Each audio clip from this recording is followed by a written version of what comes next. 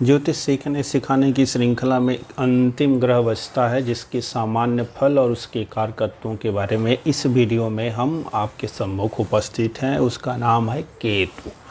Ketu 12वें number पे आ रहा है और पिछले दिन हमने राहु की चर्चा की थी और हमने ये भी देखा था कि स्वरभानु नाम का जो दैत्य था वही 2 हिस्सों में कट गया चोरी से अमृत पान करते समय सुदर्शन चक्र के द्वारा। तो ऊपर का हिस्सा जो राहु बन गया, नीचे का हिस्सा केतु बन गया। तो केतु के स्वरूप में यह हम विचार कर सकते हैं कि एक ऐसा ग्रह है जिसके पास अपना दिमाग नहीं है और ये दूसरों के ही अनुसार चलता है। राहु के बारे में भी यही कहा गया। तो एक पौराणिक स्वरूप है और ज्योतिषी स्वरूप यह है कि ये दोनों छाया ग्रह, केतु भी छाया ग्रह है। तो सांप से इनकी संज्ञा दी गई है। सांप का मुख जो है राहु है और केतु पूंछ है, इसीलिए केतु में सौम्यता आ जाती है। गुरु जिस प्रकार से इंट्यूशन के कारक कहे जाते हैं, मतलब अंतर्दृष्टि विकसित होना, तो ये केतु भी कुछ कुछ गुरुवत रखते हैं स्वभाव और गुण भी। फिर भी इनमें क्रूरता भी अशुभ ग्रह हैं। तो ये मंगल के समान कहा गया। राहु को शनिवत और केतु को कुजवत, अर्थात मंगल के समान। कुज मतलब केतु होता है, मंगल होता है। तो ये गुण स्वरूप इनका मंगल के समान है और दृष्टियां गुरु के समान रखते हैं और इनका आंतरिक जो गुण है वो गुरु के समान है। तो दूसरे नंबर पे इंस्टीट्यूशन पावर ये रखते हैं और इनके कारकत्वों में भी पूजा पाठ, तंत्र मंत्र और ये मठाधीश वो आदि जो लोग हैं ये लोग इनके अंतर्गत आते हैं। तंत्र का जो कारकत्व है वो इनके अंतर्गत आता है। गुरु वेदांत में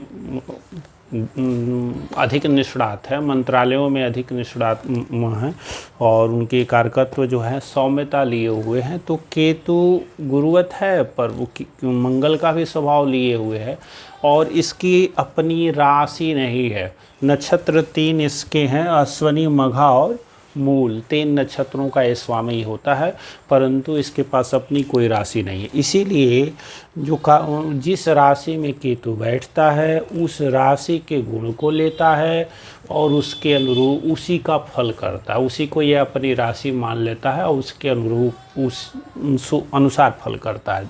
और इसके फलादेश में यह भी है कि किस ग्रह से युत है तो बहुत जल्दी ये उससे प्रभावित हो जाएगा। किस ग्रह से युत है, किससे दृष्ट है, उनका भी यह प्रभाव लेगा और लगने से इसका क्या संबंध है, इसके अनुसार ये फल करेगा। इसको हम लोग देव ग्रुप वाले में रख लेते हैं, सूर्य, चंद्र, माँ, मंगल, गुरु, और उसमें केतु को रख लेते हैं और राहु को उस साइड में रख लेते हैं। शुक्र, बुध, शनि, राहु वो दूसरी कैटेगरी में चले जाते हैं।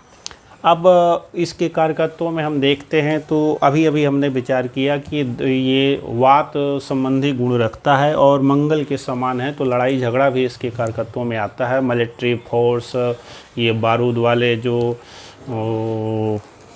हथियार बनते हैं उनका कारक है। उसके अंतर के ये मुख्यतः केतु ही कारकत्व रखता है। दाद, स्पर्श शक्ति, श्रवण शक्ति, और ये राहु बताया कि ये बुध के बाद दूसरे नंबर पे आता है दिमाग में। तो ये केतु जो है ये पैरों का, अर्थात शनि के बाद दूसरे नंबर का कारकत्व पैरों के लिए केतु रखता है। शनि 1 नंबर पे बैक पेन, पूरी रीढ़ की हड्डी का कारकत्व रखता है। तो दूसरे नंबर पे केतु भी, चूँकि सांप की पूंछ है और मेरुदंड भी जो है हमारा सांप के तरह का है, तो इसकी जो पूंछ है केतु के अंतर्गत, तो बैक पेन आदि के कारकत्वों में शनि के बाद दूसरे नंबर पर केतु को भी रख लिया जाता है। तो ठीक उसी प्रकार से रीढ़ की हड्डी के जो रोग आदि होंगे वह केतु का संबंध रहेगा। मिलिट्री, लड़का और औलाद है, शत्रुता है, डर है, दुर्घटना है, ये भी इसके अंतर्गत आता है। मंगल ऑपरेशन आदि करवाता है तो ये भी उसमें आता है। ऑपरेशन के कारकत्वों में इसका भी योगदान है। दूसरा कि ये तंत्र मंत्र, जादू टोना इसके अंतर्गत आता है। ये मठाधीश वगैरह जो है इनके अंतर्गत आता है। और सपने आदि सच होना नहीं होना, पूर्वाभास जिसे कहते हैं, इसके कारकत्वों के अंतर्गत आता है। और रोग आदि हम देखेंगे तो सुजाक, बेरे रोग, गिल्टी, फोड़े, फुंसी के विकार जो होते हैं, पेशाब संबंधी रोग हैं, नाक के रोग, रीढ़ की हड्डी के रोग, दिल का दौरा भी कुछ हद तक इसमें इसका भी योगदान रहता है। अग्निकांड, दुर्घटनाएं, ये भी इसके कारकत्वों में आते हैं। बुरे केतु की निशानी है, मतलब पहले जानवर जान लें तो जानवरों में छिपकली जो होती है आती है, कुत्ता आता है इसी के अंतर्गत, और चितकबरा कुत्ता तो इसी के अंतर्गत आता है। सांप की पूँछ इसको हमने देखा ही है। दोरंगा कुत्ता अब देख लेते हैं, गौरैया भी इसी के अंतर्गत आती है। अब बुरा जब ये होगा तो घर का आपका जो कुत्ता होगा वो हो सकता है बीमार पड़ने लगे, अथवा कुत्ता गुम हो जाए, गायब हो जाए, घर से कहीं चला जाए, और उसमें दोरंगा कुत्ता। दूसरे नंबर पे छिपकली गिर जाए शरीर पे अचानक चपाक से, तो मान लिया जाता है कि केतु बुरा है, अशुभ भी उसको माना जाता है। बहुत केतु बुरा हो जाए तो औलाद के संबंध में भी ये दिक्कत करता है। मकान एक और निशानी है कि केतु के जिस कुंडली के जिस भाव में बैठा होगा उस दिशा के घर के दरवाजे खिड़कियां कम होंगी, और उधर जो सड़क होगी वो आके जाके गली बंद हो जाएगी। तो ये मुख्य इसके कारकत्व रहें। अब हम देखेंगे कि कुंडली के 12 भावों में केतु का क्या फल रहेगा, केतु क्या फल करेंगे। तो पहली बात ये आप देख लेंगे कि ये लग्न से भी हम देखते हैं, और चंद्र को भी लग्न मान करके देखते हैं, सूर्य को भी लग्न मान करके देखते हैं। उसमें 2 की प्रमुखता अधिक है। लग्न से ग्रहों का स्थान क्या है, उसके बाद चंद्रमा को ही लग्न मानकर उसको चंद्र लग्न कहते हैं, या उससे जो है ये इसको जन्मांक चक्र बोलते हैं, और उसको कुंडली बोलते हैं व्यवहारिक भाषा में। तो ये लग्न कुंडली, एएस भी लिखा होता है इंग्लिश एपो में, तो ये एएस मतलब लग्न है, एसेडेंट का एएस होता है, या एलए से लग्न होता है, हिंदी में लग्न लिखते हैं, और जहाँ मून होता है वही चंद्र लग्न हो जाता है। तो जिस प्रकार से इस लग्न से हम ग्रहों को देखेंगे, जैसे लग्न से 1 है, लग्न से 2 है, उसी प्रकार जहाँ चंद्रमा होगा तो चंद्रमा को लग्न कर देंगे, और चंद्रमा के बाद जो दूसरे नंबर पे आएगा इस प्रकार से एंटी क्लॉकवाइज गिनेंगे, वो 1 2 3 4 होगा। तो ये जो भी फल बताया गया है लग्न से देखेंगे, चंद्रमा से भी देख लेंगे, फिर एवरेज लेंगे। आइए देखते हैं लग्न से क्या फल है यदि केतु लग्न में ही बैठ जाता है तो ये हमारा लग्न रहा। यहाँ पे केतु का फल बुरा है, क्योंकि सामान्य सूत्र याद रख लेंगे हम कि अशुभ ग्रह है, और यदि केंद्र त्रिकोण में बैठता है तो इसका रिजल्ट कदापि अच्छा नहीं होता है। विशेष परिस्थितियों की बात अलग है, उसके लिए अलग से योग वगैरह हैं, उसको देखा जाएगा। अभी हम सिर्फ एक ग्रह केतु की बात इस वीडियो में कर रहे हैं। तो यहाँ का ये क्या करेगा कि व्यक्ति के कहीं न कहीं शरीर में विकलता देगा, कृतघ्न बनाएगा। कृतज्ञ क्या कहते हैं, जैसे कोई आपका एहसान करे, कोई सहयोग करे तो उसके प्रति कहते हैं थैंक यू, या उसके बदले में कुछ और भी देते हैं, कृतज्ञता ज्ञापित करना। तो ये क्या करेगा, ये कृतघ्न होगा, ये एहसान आदि नहीं मानने वाला होगा। चुगलखोर भी हो सकता है ऐसा जातक, और इसके शरीर में कहीं न कहीं विकलांगता होगी, कोई न कोई विकृति होगी, और इस विवर्ण या तो जातिच्युत होगा, अर्थात अपने समूह से बाहर रहता होगा, अपनी जाति से बाहर, या वर्णच्युत हो सकता है, अर्थात इसका रंग भी विकृत होगा, चितकबरा हो सकता है, चरक आदि भी हो सकता है, या कोई और दाग आदि हो जाए इस प्रकार से। तो ये इसके लग्न का फल है। बुद्धि भी बहुत अच्छी नहीं होगी। दूसरे नंबर पे केतु का फल आके देखते हैं। तो दूसरे नंबर का केतु का फल भी अनिष्ट ही है। वाणी को ठीक नहीं रखेगा, कुटुंबों से वैर विरोध करा देगा, और अच्छे भोजन नहीं मिलेंगे, और विद्याहीन भी होगा, अच्छे समाचार भी नहीं प्राप्त होंगे, और साथ ही दांत आदि के रोग भी हो सकते हैं। वाणी भी बहुत मीठी नहीं होगी, और विद्याहीन, पुत्रहीन भी ऐसा जातक हो सकता है।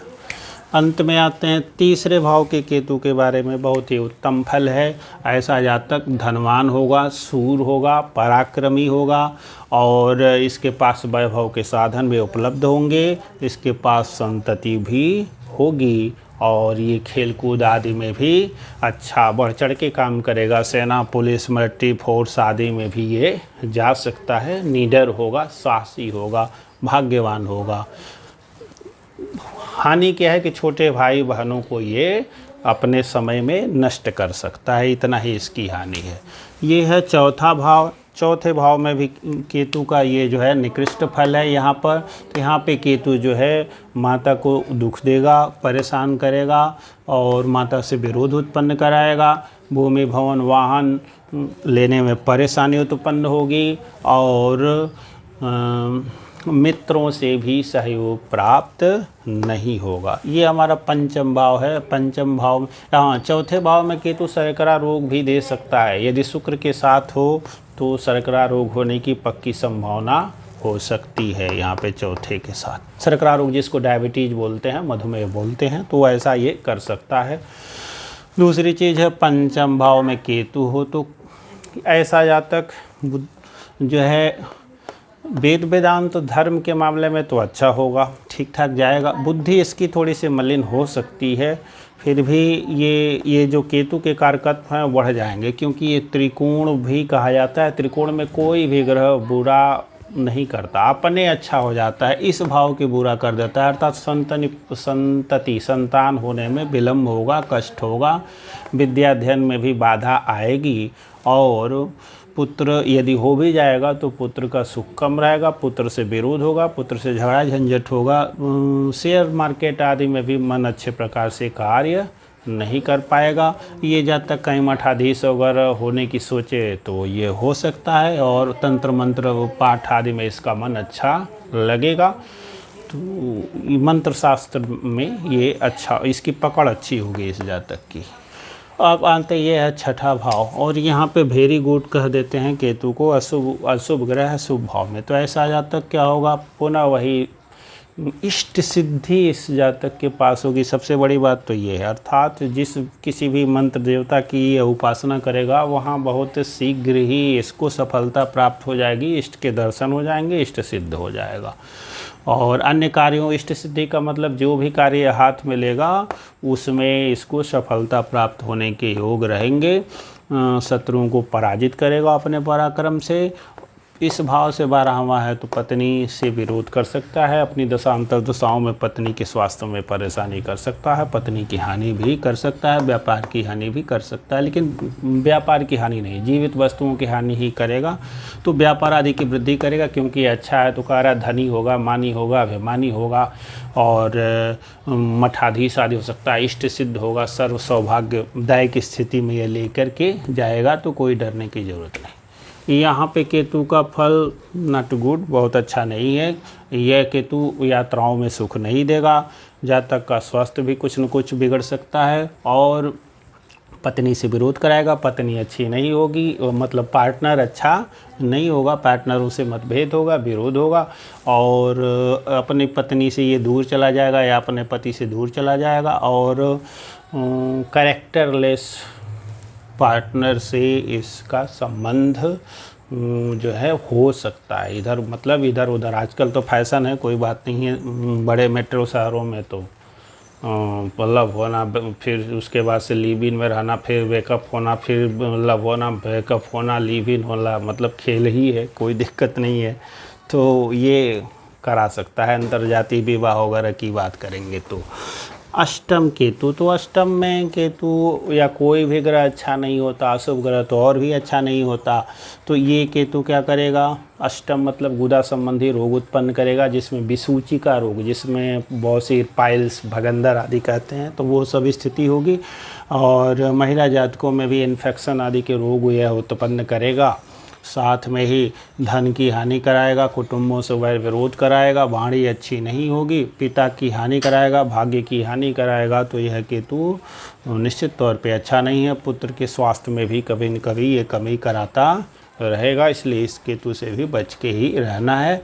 और अब चलते हैं, हाँ, इंट्यूशन पावर इस जातक की अच्छी होगी, शोध कार्यों में भी यह केतु अवरोध उत्पन्न करेगा और पूर्वानुमान लगा लेने की क्षमता इस अष्टमस्त केतु के पास होगी, ठीक ठाक होगी। 9वें भाव में केतु पिता के सुख को नष्ट करेगा, जातक धार्मिक नहीं होगा, धर्म में मन नहीं लगेगा। लेकिन अब कहते हैं केतु आध्यात्मिक ग्रह भी है, तो फिर ना अब इसमें संशोधन कर लीजिए कि केतु यहाँ पे आध्यात्मिक आध्यात्मिकता की ओर लेके जाएगा। आध्यात्मिक मतलब अंदर की ओर, अंतर्मुखी लेके जाएगा, धर्म की गहराई में जाने की कोशिश करेगा। पिता के लिए ठीक नहीं होगा, पिता से बैर विरोध होगा, अथवा हो सकता है कि बहुत और भी बुरा प्रभाव रहे तो केतु के समय में पिता की मृत्यु भी हो जाए और पिता से विरोध उत्पन्न रहे। तो धर्म के मामले में भी थोड़ा सा ये विरोध ही स्वभाव का ही होगा, क्योंकि आध्यात्मिक व्यक्ति जानते ही हैं धार्मिक नहीं होता, वो धर्म से थोड़ा सा और आगे जाने की बात करता है, प्रैक्टिकलिटी की बात करता है, तो एक तरह से धर्म का विरोध भी कह लीजिए। और धर्म कौन धर्म जो दिखावे का धर्म होता है उस धर्म का ही विरोधी हो ही जाएगा। तो अब आते हैं दसम भाव में। तो दसम भाव में केतु, जिस प्रकार से राहु का फल था वैसे ही केतु का भी फल है कुछ कुछ। ये इसके कर्म सुकर्म नहीं होंगे, सुंदर कर्म नहीं होंगे, अच्छे कर्म नहीं होंगे, सत्कर्म नहीं करेगा ये, और विख्यात बना देगा इसको। और दूसरी माता के स्वास्थ्य में भी परेशानी करेगा, पिता की वाणी अच्छी नहीं होगी, जातक के लिए विख्यात बनाने का योग रहेगा, कर्म अच्छे नहीं होंगे, नौकरी पेशा सम्मान आदि में भी कुछ न कुछ ये बट्टा ही लगाएगा। एकादश केतु अति उत्तम है, और एकादश केतु धनी मानी अभिमानी हर प्रकार का वैभव और सुख देने की कोशिश करेगा, और इसकी विदशा मंगल के समान 7 साल ही चलती है। तो ये 7 साल में ही एकदम काफ़ी तेज़ी से देगा, इतना तेज़ी से देगा कि पता चलता है कभी कहीं कोई ज़मीन पहले लिए थे अथवा ले लिए झगड़े उगड़े वाली, अपने पुरुष पौरुष और पराक्रम से उसको ठीक कर लिए, पता चला 2 लाख में लिए बेच दिए 20 लाख में, पता चला 20 लाख में लिए बेच दिए 1.5 करोड़ में। तो इस तरह से ये तुरंत ये आसमान पे उठाने की क्षमता मंगल की तरह से ही केतु भी रखता है, एकादश भाव वाला। दूसरा, मंत्र शास्त्र में भी सिद्ध हो जाएगा, कहीं किसी बड़े मठ मंदिर आदि का मठाधीश भी हो सकता है, और तंत्र मंत्र के द्वारा भी ये आय प्राप्त कर लेगा। द्वादश केतु को लोग कहते हैं कि मोक्ष कारक है। हमने जो बुकें पढ़ी हैं उसमें कहीं भी द्वादश केतु को मोक्ष कारक नहीं कहा गया।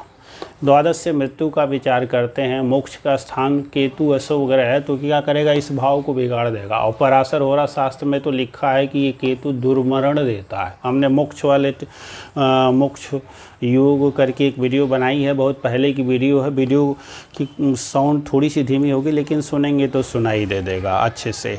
तो उसमें ये केतु जो है दुर्मरण देता है, अर्थात मोक्ष कैसे दे देगा, केतु 12वें में होने से ही मोक्ष देगा। डिटैचमेंट का या अलगाव आदि का ग्रह है तो लोग कहते हैं कि वैराग्य हो जाएगा और मोक्ष हो जाएगा। तो अकेले मोक्ष इस ब्रह्मांड की सर्वोत्तम वस्तु है, सर्वोत्तम दुर्लभ वस्तु है। आज तक के इस मनुष्य के इतिहास में सर्वोत्तम दुर्लक्ष्य कोई मतलब लक्ष्य खोजा गया तो वो मोक्ष ही है। और मोक्ष को मतलब केतु ही हो जाने से हो जाए तो संभव नहीं है कि बहुत सारे कुंडली में सुंदर जब योग बनते हैं तब मोक्ष हो पाएगा। जैसे पंचम निश्चित तौर पे ठीक होना चाहिए, बुद्धि विवेक धर्म वेद वेदांत अच्छा होना चाहिए।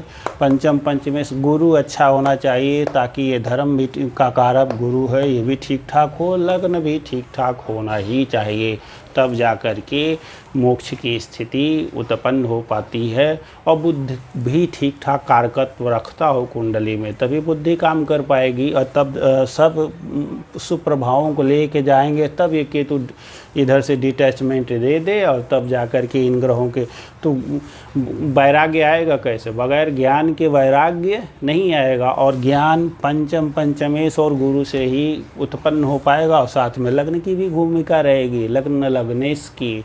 और जब ज्ञान होगा तभी वैराग्य होगा, वरना तो भिखारी बन के आदमी सड़कों पर घूमता है उसे वैराग्य नहीं होता। 100 जूता खाए तमाशा घूस के देखो, ऐसे भी लोग होते हैं। तो केवल कष्ट भोगने से भी वैराग्य नहीं आता, और केवल सुख भोग लेने से ही वैराग्य नहीं आता। बहुत सारे राजा हुए, सबको थोड़ी वैराग्य हुआ, गौतम बुद्ध को हुआ, महावीर को हुआ, तो सबको थोड़ी हो गया, विरले लोग हैं। बहुत सारे मंत्री हो गए, चिदम्बरम जी हैं, गोभी उगा उगा के पैसा उगा लेते हैं, घर में ही। लालू जी हैं, जेल में हैं, चिदम्बरम जी पता नहीं बच गए। माल्या है तो क्या इतने पैसे हो गए तो वैराग्य आ गया, वो तो और हड़पते हैं।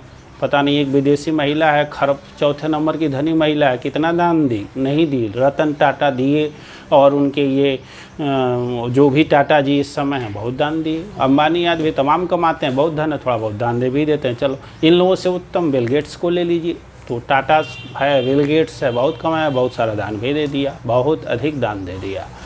तो ये सब चीज़ें अकेले केतु से मोक्ष उत्पन्न नहीं होता है। तो ये केतु क्या करेगा, ये केतु नींद भी हराम कर देगा, व्यय बहुत कराएगा, और जहाँ तक कि हेल्थ के लिए भी यह परेशानी करेगा, और चोट चपेट, एक्सीडेंट और दुर्घटना की स्थिति बनाएगा। देखिए कैसे यहाँ से पंचम देखेगा, यहाँ से सप्तम देखेगा, यहाँ से नवम अष्टम भाव को देख लेगा। इसलिए यह केतु दुर्घटना कारक भी बनता है। सुफल होगा कि ये डॉक्टर बना सकता है, ऑपरेशन करा सकता है, या स्वयं भी ऑपरेशन करें यदि शुभ प्रभाव में आ जाए तो ये केतु के 12 भावों में स्थिति रही। इसकी दृष्टियाँ भी राहु के समान ही होती हैं, 5, 7 और 9। ये दृष्टि गुरुवत रखता है। इसका रत्न है लहसुनिया। लहसुनिया 2 तरह की आती है, सफ़ेद भी आती है और पीली भी आती है। तो जब धनु आदि का लग्न हो, मतलब उस देव वाला ग्रुप का हो, तो वो पीली वाली लहसुनिया पहना जाता है, और दूसरा वो सफ़ेद वाली लहसुनिया उस ग्रुप में शुक्र बुध शनि और राहु वाले ग्रुप का लग्न हो, तो शुक्र बुध और शनि वाला लग्न हो तो केतु के ये सारी स्थितियाँ रहीं। फिर भी रत्नों का राहु और केतु का बड़े ही सावधानी से प्रयोग करना चाहिए जब अन्य ग्रह साथ न देते हों तो। नहीं तो शुभ ग्रहों के या लग्न लग्नेश पंचम पंचमेश और नवम नवमेश का ही रत्न धारण करना चाहिए। उनका भी काफ़ी अनुशीलन करने के बाद उसके लिए नंबर हमने दिया हुआ है, आप अपना दिखा सकते हैं कुंडली। डिस्क्रिप्शन में बहुत सारी वीडियो होगी, देख के लाभ उठाएं। ऊपर आई कार्ड होगा, देख सकते हैं, और चैनल को सब्सक्राइब करें, वीडियो को लाइक करें। ओम नमः शिवाय।